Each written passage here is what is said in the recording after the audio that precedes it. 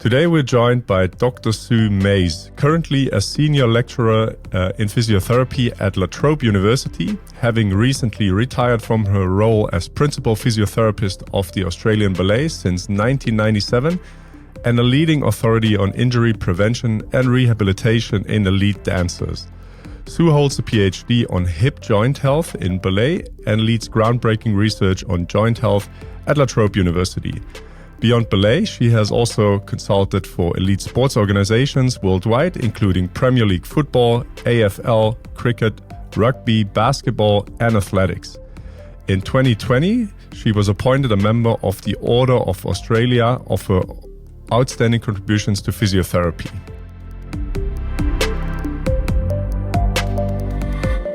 Sue, welcome to the pod, and happy you could make it. Hi, Kai. Thanks for the invite. Okay, let's jump right in because I've prepared quite a couple of questions. Maybe to start out, it's good for our listeners to have a definition of what foot intrinsics are, because that's probably the main topic that we're going to talk about.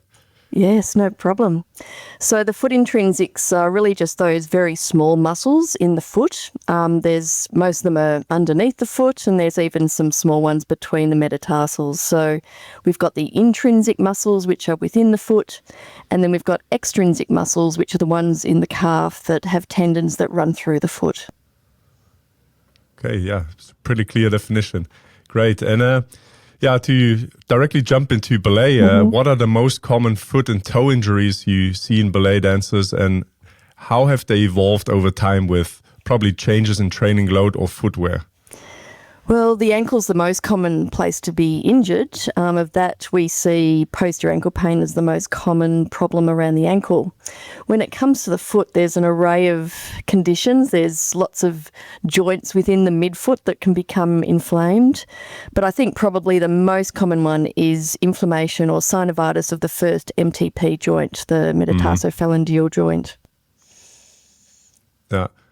Yeah, I mean, you already mentioned that the first metatarsal, so Hallux Valgus is incredibly prevalent in ballet. What are the main contributors to that pathology, and to what extent can it be addressed through targeted training? Sure. I guess to start with, we should acknowledge that you can have a Hallux Valgus without symptom. So they're very commonly not painful. And if we look at some of the literature, one study that looked at retired dancers that showed a high prevalence of Hallux Valgus, in fact, they weren't symptomatic. So there's that real mismatch between abnormality and even what we see on radiology and symptom. Having said that, we certainly want to prevent any acquired Hallux Valgus. And, that could be due to really tight shoes, pointy shoes, and some of the change of direction. I see this not only in dance, but certainly in football as well, where they wear their tight shoes. So key to this is screening. We screen all our dancers when they join the company. And really anyone who's got a hint of Hallux Valgus will prescribe a toe spacer, one of those silicone toe spacers. Yeah. And I certainly use taping in my rehab. So taping's not a great long-term solution, so a toe spacer is a better long-term solution. But short-term, I like to tape up the foot to address the valgusing, but also to give a little bit of resistance to MTP joint extension. And I feel that the key muscle around the big toe joint is the Abductor Hallucis muscle, and that abducts the toe, and so it sort of resists that valgusing, but it's also a really key flexor, and so propels the body sort of and transfers that energy. So I actually use taping of the toe, the MTP joint, to align the toe just to keep that Abductor Hallucis in its mid-range, so it can really be more effectively engaged with more propulsion activities. Okay. Yeah, very interesting. I already have so many follow-up questions, but I think we'll get into answers probably to the follow-up questions. Just maybe for the taping, that's during training, I guess.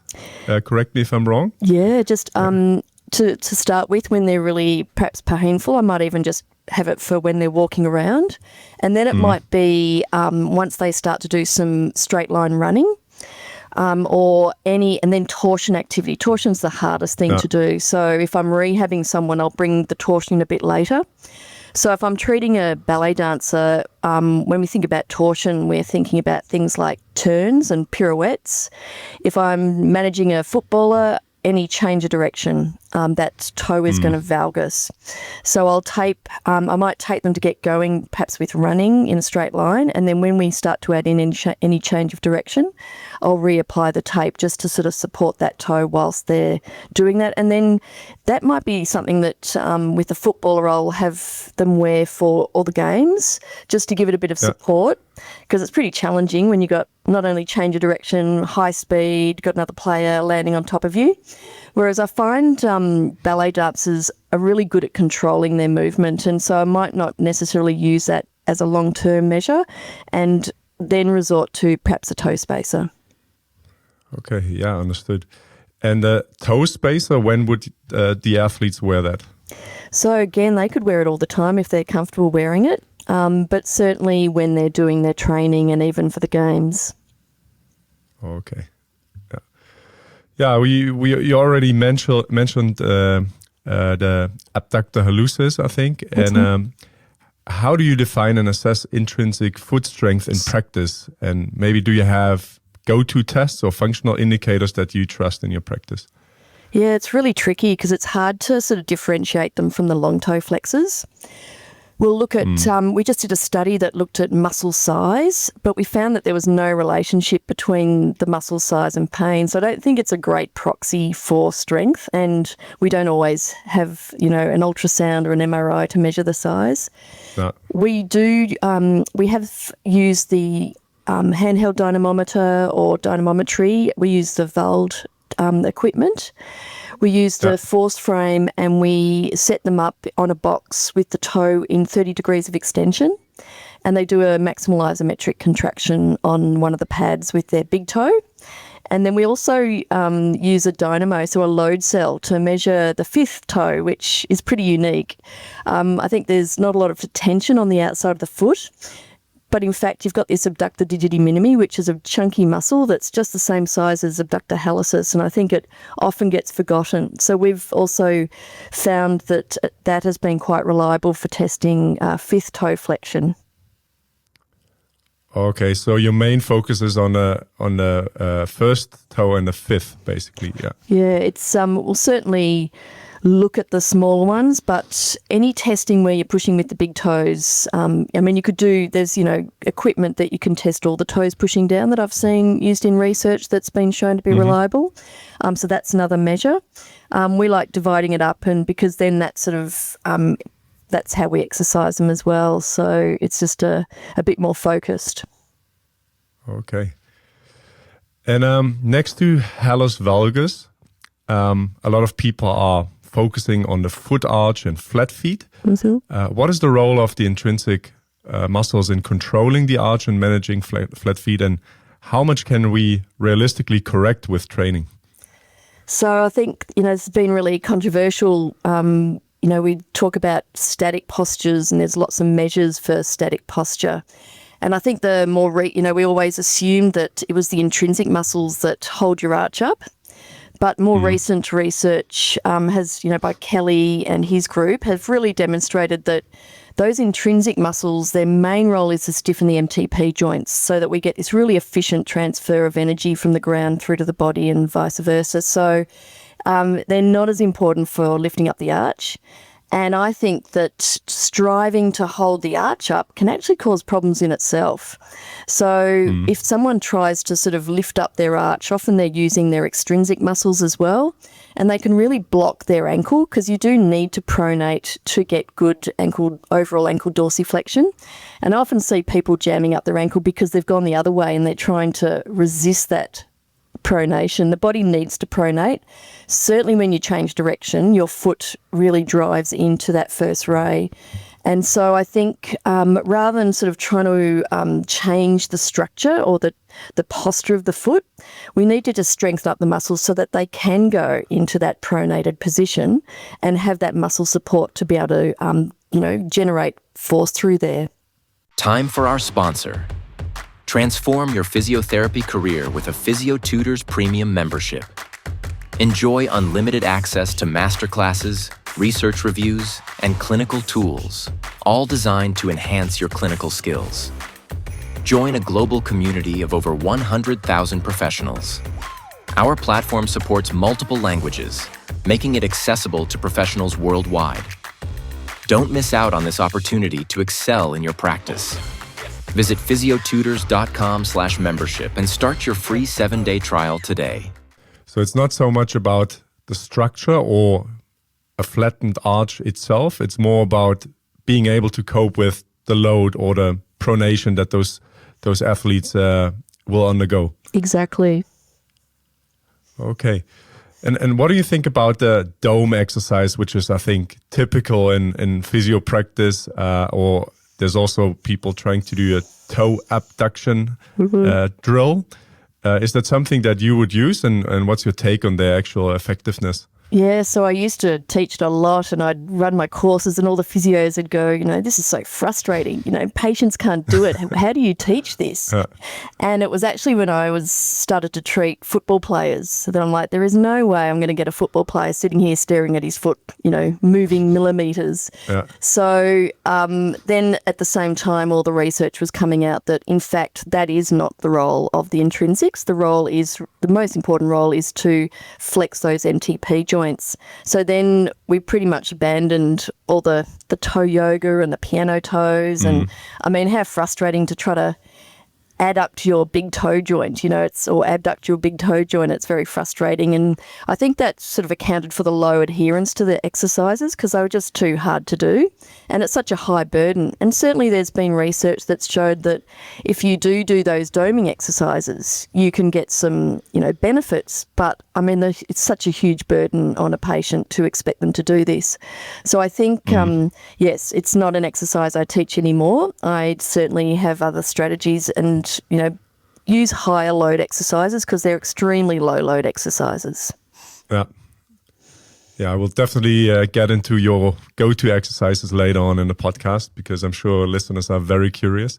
And by the way, I always tell all of our guests, if you have any research articles that you feel like are interesting to read, just throw out the names of those articles or the authors and we'll put them in the transcript as well. Fantastic. And we talked about a couple of misconceptions around foot strengthening. Is there anything else that you would like to add next to the dome exercise and the toe abduction exercises that you commonly see in practice? Well, I think a lot of the research has shown that, functional exercises can actually strengthen up your feet and balance exercises. So I think making sure you've got some balance exercises in there is really crucial. I think there's a lot of focus on strengthening the muscles around the first ray. So, your abductor hallucis, your flexor hallucis brevis, your long toe flexors. But a lot of people just discount the outside of the foot. And I think I'd like to focus on really sharing the load between the two. And most certainly, most athletes and dancers load up through the first ray. But there are ways to share that load and to build up strength and resilience on the lateral side of the foot so that we can sort of be a little bit more balanced how we move. So I think, focusing on strengthening up the lateral foot, the lateral muscles, and not just focusing on that first ray is a really crucial part of my management. Okay. Yeah, interesting. Hey, let's move on and talk about shoes as well. And I think a big trend that we see are minimalist or barefoot shoes, and they are often marketed as foot strengthening tools. What's your view on that? And can they help, or do they actually worsen the situation for a couple of people? Yeah, I think we have to be really careful. Obviously, with any sudden change, the body might not tolerate that change.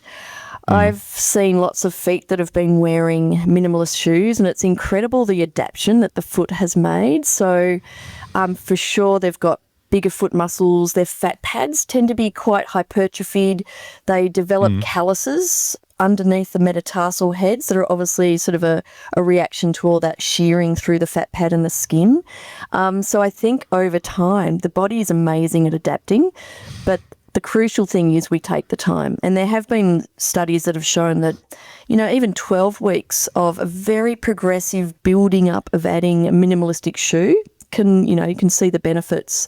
So I think what we should be doing is getting our kids running around in bare feet more. I think in the old days, we all ran around in bare feet all the time, and I think perhaps that has changed. So if, someone's running around from a very young age in barefoot, they're going to tolerate all sorts of exercises. But getting someone to run on sand as a rehab exercise is the last thing I would do. I like to give them, in a rehab process, when someone's got pain, I like to give them as much control around the foot as possible. So I stick to very hard surfaces, and if they have to end up moving on soft surfaces, we progress to that. It's probably one of the last things I'll add in. I'll also want to give them a lot of support. So I might be managing, for example, a navicular stress fracture. I might put them in a carbon fibre shoe just to give them maximal support. But then I don't want to keep them in that maximal shoe because they just won't use their intrinsics, they won't use their calf, and then once they come out of that, they'll be, weaker than ever potentially. Because I've seen the other trend as well, whereas a lot of people have been wearing some of these carbon fibre shoes. They look pretty cool, but you don't use your foot muscles and you don't use your ankle and your calf. So, and then, suddenly throw on a football boot. So those sudden changes are the problem. But I utilise both those extremes in my rehab, but it's always got to have a very slow progressive build to those. Yeah. So in itself, you'd say those minimalist shoes are a good thing if people take the time to adapt. Yeah, I think if they take the time and they're not in, I wouldn't use it in a rehab. So it could be a good preventative approach. But if someone's in pain, it's certainly not my go-to. I really want to give them extra padding. A lot of people in pain get atrophy of the fat pads around the metatarsal heads and their heel.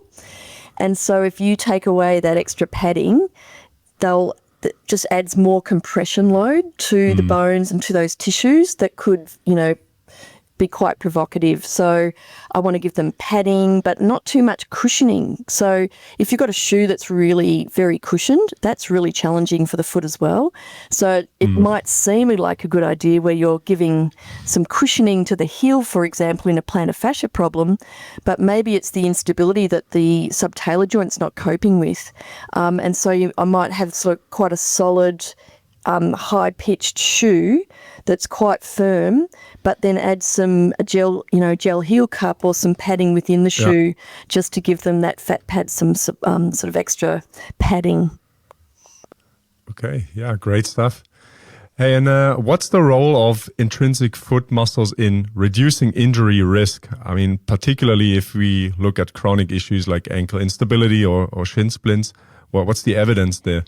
Yeah, the evidence is pretty poor, actually. Certainly anecdotally, we think that they need to be strong. And certainly if we look at impairments, for example, in chronic ankle instability, we know that people with chronic ankle instability have smaller muscles than the normal.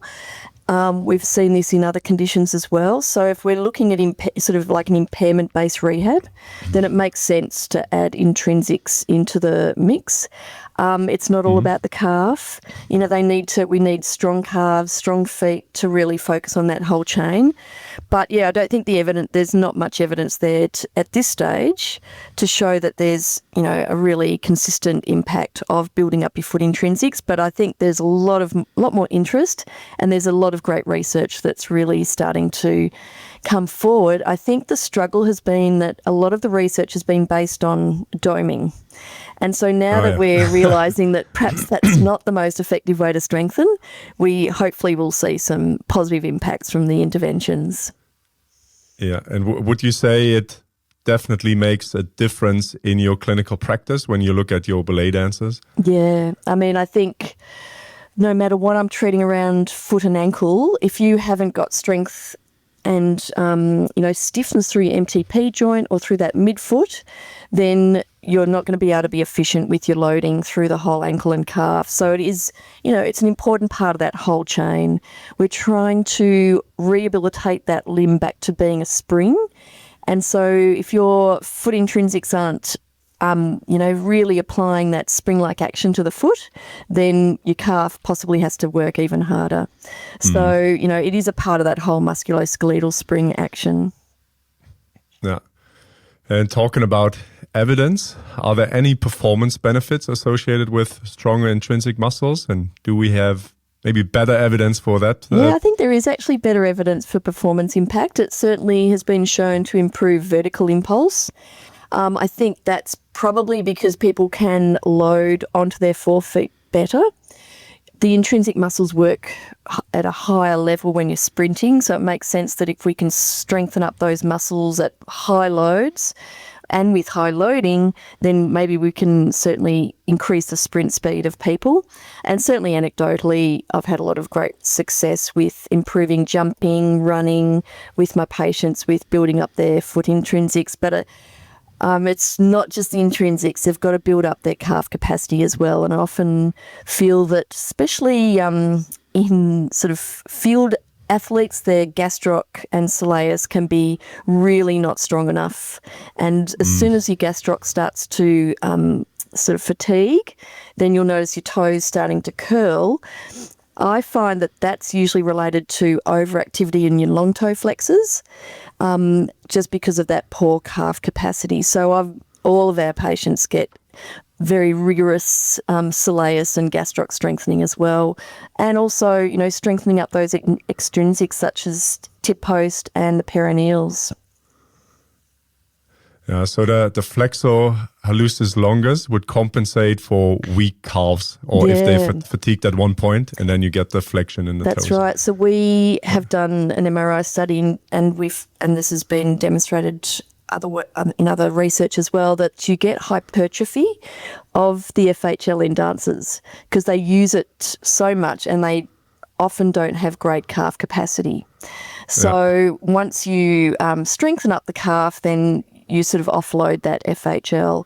But most of the athletes I see, all are very overactive in their long toe flexors, and I usually see this with the calf raise test. So I'm not just assessing range of movement or the work that they do or the number that they do. I'm also watching at what point of that calf raise do their toes start to claw or hammer.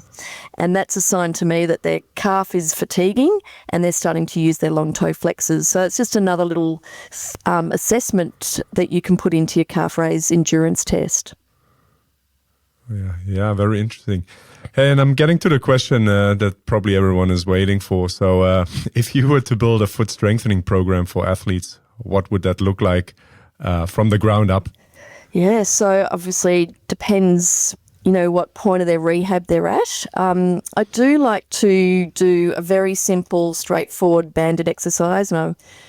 The band needs to be really tense. Like I'd never use a red or a yellow. Like it needs to be a high load exercise. So I have them in sitting with their knee and ankle at 90 degrees. And I start with the toe in 30 degrees of extension. And if they're really weak, they might really struggle with an isotonic. So they might even do an isometric maximal contraction, about 80% of their contraction. I use a strength model, so I usually do, 4 sets of 6 or 3 sets of 8, as hard as they can go. And it's surprising how weak people are. So I'll try an isometric to start with, might use a little like a wedge, or they can use their finger to hold the toe in extension. And then I'll progress to an isotonic. And I'll use a power band or a fairly thick band just to really keep that IP joint in extension. And this is where I'm even watching these exercises where you can get a bit of an indication of whether they're overactive in their long toe flexor, because some of them really struggle to isolate MTP joint flexion and not flex the IP joint.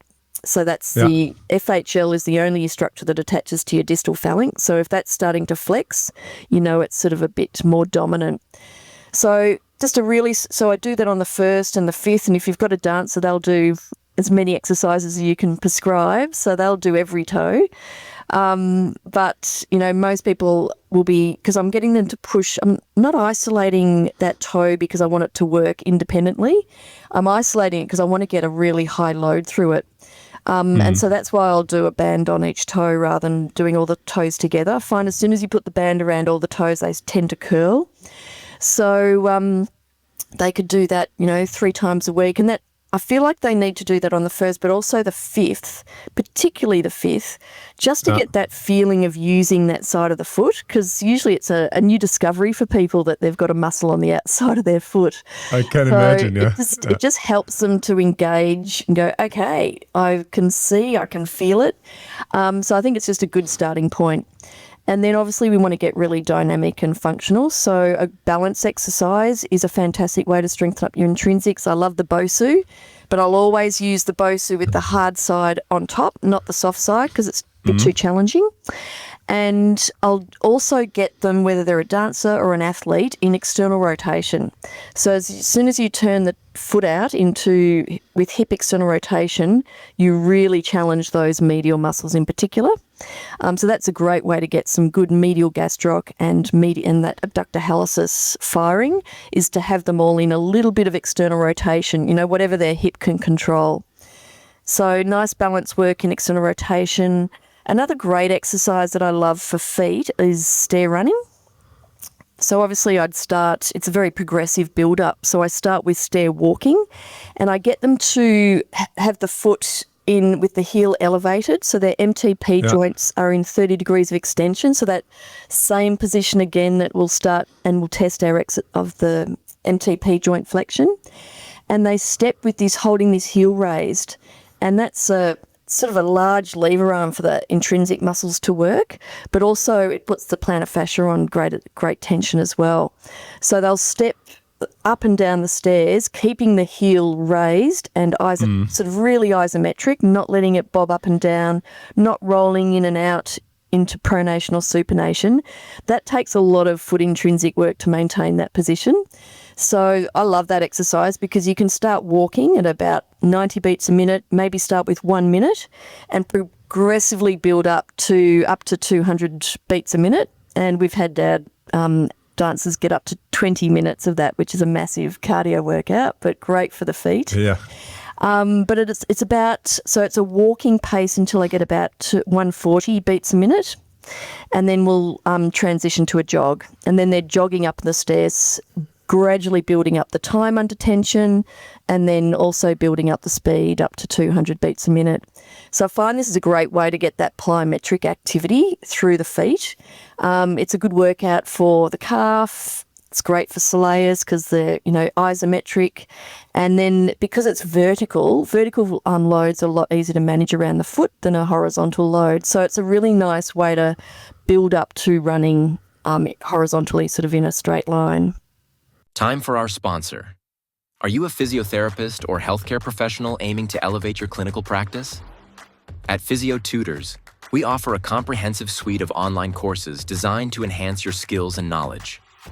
Delve into specialized topics such as running rehab from pain to performance, where you'll learn to improve your patient's running efficiency and reduce injury risks. Or explore central sensitization in patients with persistent pain, providing evidence-based strategies for effective pain management. Each course is meticulously crafted by leading experts, ensuring you receive up-to-date practical knowledge applicable to your daily practice. With flexible, self-paced learning, you can access our courses anytime, anywhere, fitting seamlessly into your busy schedule. Join thousands of professionals worldwide who have advanced their careers with Physiotutors. Visit physiotutors.com/courses today and take the next step in your professional development. Okay, and there's so many nuggets in there, and I feel like so many exercises that people don't do, like myself included. So it's really interesting. And if we go back to the strengthening part, would you just switch collars as soon as people get stronger and they like go beyond, I don't know, the 10 rep mark? Yeah, I think just making it as hard as possible, and then adding in, I would also make sure that they're pressing their toes down with all their calf work. So I get them to do all of their calf work in bare feet. So you're getting good bang for your buck. So they're strengthening up their soleus or their gastroc with the toes pressing down. So you're getting a bit of that sort of really good strengthening there. I think the banded exercise is a good just activation one before they do all these other sort of more functional and other exercises. Another good one is once they've got really strong is a sled push, but they've got to really control that MTP joint extension. So all these, I think they can just apply intrinsics to all the exercises often that they're already doing. But it's good to be able to do it in, a lot of these things in bare feet. So they're actually using their foot. They're aware of these movements around the MTP joints. I do a lot of a progression also from the banded work would be working on a reformer. So that they're, again, on a jump board, pressing their toes into the ground, doing little pulses. I do little pulses in standing, pressing their toes into the ground at the same time. So I guess the rehab doesn't look a lot different, but the focus of it is getting them to press all the toes, not just the big toe, but pressing all the toes, including the little fifth toe, down into the ground. And a thing we need to be careful of, if they try to push their little toe from the MTP joint, they might roll out onto the outside of the foot. So if they've got really angled metatarsal heads, it's just like pressing the tip of the toe, which is why that banded exercise is quite important, because they'll really have no idea what that feeling is until they've tried that. Okay. And the balance exercises that you mentioned on a BOSU, that's static holds, or do you have variations for the, so you mentioned external rotation, but how does the balance program look like? Sure. So I might start in parallel on one leg. I'll have their eyes open looking in a mirror. And even taking the mirror away and looking straight ahead is one progression. I find doing it with just staying on a BOSU on single leg with your eyes closed is a bit challenging, so I probably wouldn't put that in as my first option. Then I get them to stand on a single leg in the external rotation, and then I'll come back to parallel and we'll do some little sort of knee flexion extent, like little small squats. At this point, you could make it really sport specific, so the dancers can do their ballet moves, the athletes could throw balls around, and then add in the external rotation and do some little squats in that position as well. Throwing some cognitive tasks at them is really more challenging for the balance. Okay. And in the beginning, we talked about... Could I just add one other little idea? Sorry. Oh, yeah, go ahead, sure. Go Another ahead. thing that we also need to do is going up onto a little small rise position. So this is really challenging. And that, again, with the BOSU, there's a big hole in the middle where the screw is, so you need to put a bit of carpet or mat on it. But I get them to do the same progression, so parallel and then a turnout position with the heel just lifted on their sort of balls of their feet. And that's, very, very challenging to do. So just static holding in that position is pretty good. Yeah, we do have a BOSU here in the office, so I might give it a try after our podcast. I want to see that. Yeah, no, better not. Yeah, and we mentioned a toe abductor in the beginning. Are there any exercises to particularly focus on this muscle, or is it just like basically also trained through all of the exercise that we mentioned now? Yeah, good question. So the Abductor Hallucis used to be strengthened by doing this fiddly abduction, which was so hard. I mean, even my finely tuned ballet dancers struggled with it. So what we realised from the anatomy is that it's actually your main flexor. So you don't need to do abduction. Just the flexion is going to strengthen it. And so, but when you're doing that's why the band is quite good, because you can use the band to make sure it's going in a neutral position. So flexion is a great, loaded up flexion is a fantastic way to really strengthen this. But again, as I mentioned, anything in external rotation really loads up your abductor hallucis, because it's got to control that pronation. So try to keep that foot really neutral, whether that's with your ballet or your sport, but even, on the BOSU, any of these exercises with a little bit of external rotation will challenge that muscle. Another one I do is I do some little pulses in this slow rise position with a band to bias either the lateral or the medial side. So if you put the band around the outside of the ankle and do a little pulse, but keep the foot in a neutral, not pronated position, that actually uses your abductor hallucis as well. It's a good one for your gastroc, but it also will work that muscle if you're preventing that foot from dropping into pronation. But these little pulses are quite good in activating the muscles quite quickly. Okay. Yeah. So all of the exercises we discussed focus on MTP flexion. Do we have to focus on anything else like extension or I think many of us might know the toe crawl exercise where you like try to pull a towel towards you where we have like the phalanx flexion as well. Is this something you would recommend or should our prime focus be on the MTP flexion? I guess I'm always sort of focusing on what is the weakest link here. I find in all the athletes and dancers I see, it's pretty rare that I see that they're weak in their long toe flexors, but I'm sure there'd be situations if someone's been off for a long time that might be required. I think we end up strengthening them with your calf work. So as long as you're gently pressing the toes into the ground, you're going to be strengthening them. As I said, most of my cases, when I test them, they're very strong in their long toe flexors, and the weak link is either the soleus and the gastroc or the sort of the smaller intrinsic muscles. So I'll focus on those, and I feel that through the rehab with all the calf work that we're doing, we're going to strengthen those other muscles. But certainly we can bias them with that banded little pulsing rays. If you bias, for example, with the perineals, we can add the band that pulls you away. Doing those little pulses will really activate your perineals as well. Okay. And one last question about plyometric training and the exercise part. What about jumping? Like just pogo jumps and all of that sort of stuff? Yeah, so to be able to run, we need to have a really propulsive jump. And so jumping is a really important part of rehab. I think we do quite a lot of preparation on a jump board. So that's fantastic because there's a big step between, doing all these exercises and these strength exercises and then getting someone to hop on a single leg. So we actually do quite a lot of work on the reformer. It's a great way, especially with an injured player, to get the confidence to actually jump. So we'll do all the little jumps on two legs, a single leg hops, and really encouraging them to come down through their feet and not just sort of landing flat. So that's a very different approach, because a pogo is sort of, you pull the toes up and you're trying to stiffen up the foot. So it's a very different approach.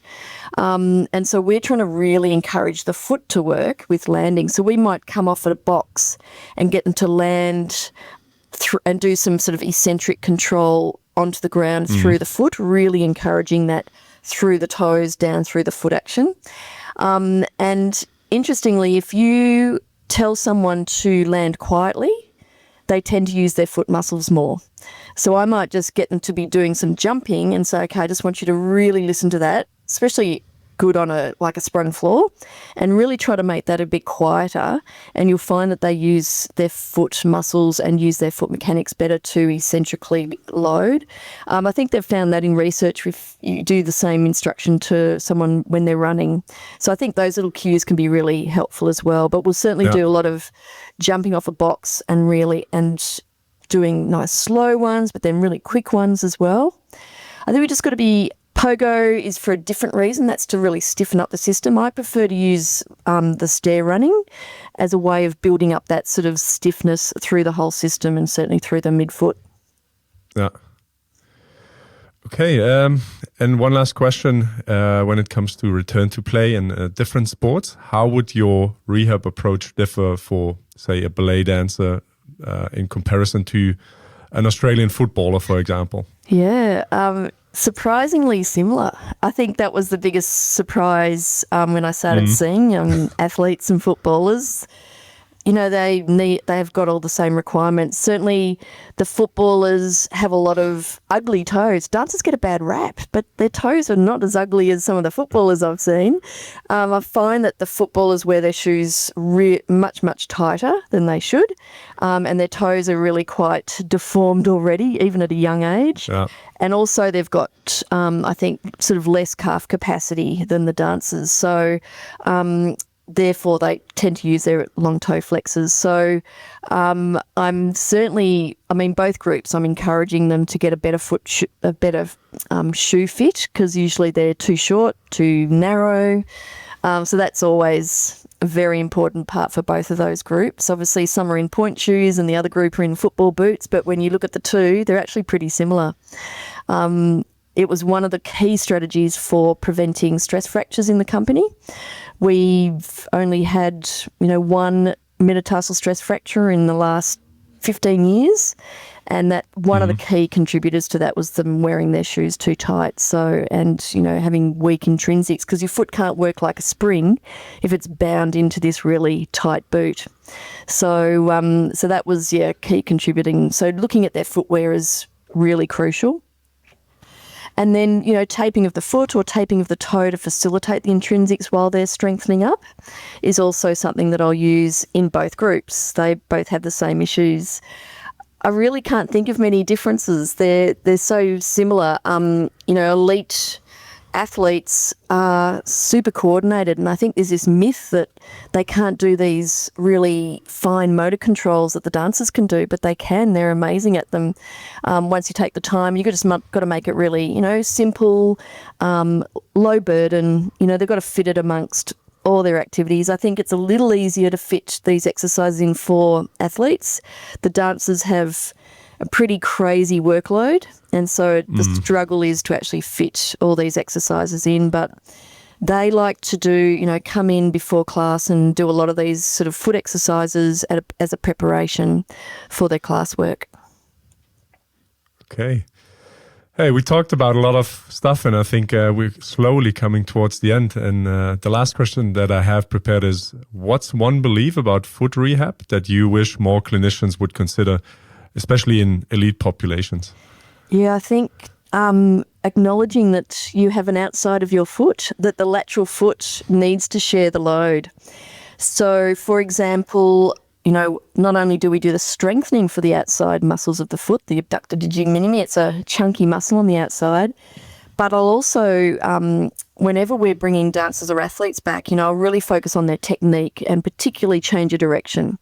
So when they shift and change the direction, often they're taught to push through their first ray. I actually like them to really even think about pushing out through the outside of the foot at times as well, so that they've got the strength to do both movements. So I think just thinking, let's share the load, balance, keep some balance through the foot, and acknowledge that the outside of the foot actually has a chunky muscle and can work, and I think can offload some of the issues that we see through the first ray. Okay, yeah, so many interesting stuff in there. And I wanted to ask you as well, is there anything that we haven't talked about that you would like to add to the podcast? I think we've covered a lot. I think, definitely. And, I think it's just acknowledging that the foot strength is really important, but we need to have equal strength in the calf. We haven't talked about the hip. If you've got weakness around the hip, if you've got weak hip external rotation, you're going to roll internally. Your external rotators are your hip extensors. So as long as you've got some really good hip extension exercises in your program, you're probably strengthening up your external rotators. And then don't discount the impact of functional training, of technique training. And I think that's where we're really good in dance, is that we spend a lot of time in our rehab focusing on improving technique and then ensuring that people not only come back stronger than they were before, but have better performance than they ever had, because they've been through this long rehab. You want to not just come back to that same level. Yeah. Hey, and lastly, where can people find you if they want to reach out or learn more about your work? Sure. So I'm on LinkedIn, is probably the format that I look at, or the social media that I look at the most. So Sue Mays, you'll find me. I'm through La Trobe University. So that's probably the best way to reach out. Happy to, answer any questions. Okay. Yeah, Sue, thank you so much for your time and for your insights. You definitely motivated me to look at my toes and to start training them. Fantastic. And I think a lot of listeners as well. Great. Thank you very much. Yeah, it was a pleasure to have you on the podcast. And I also want to say thanks a lot for listening to everyone out there on our app or Spotify or Apple Podcast. And as you might know, to listen to this or other episodes in your own language, including German, French, Spanish, Italian, Portuguese, and Dutch, download our Physiotutors app. And additionally, you can access the transcript and infographic and find more useful physio content on there as well. And if you enjoyed this episode, hit the subscribe button or follow our podcast on Spotify or Apple Podcasts, and also consider leaving a review if you really enjoyed it. And with that being said, this was Kai for Physiotutors, and I'll talk to you in another episode. Bye.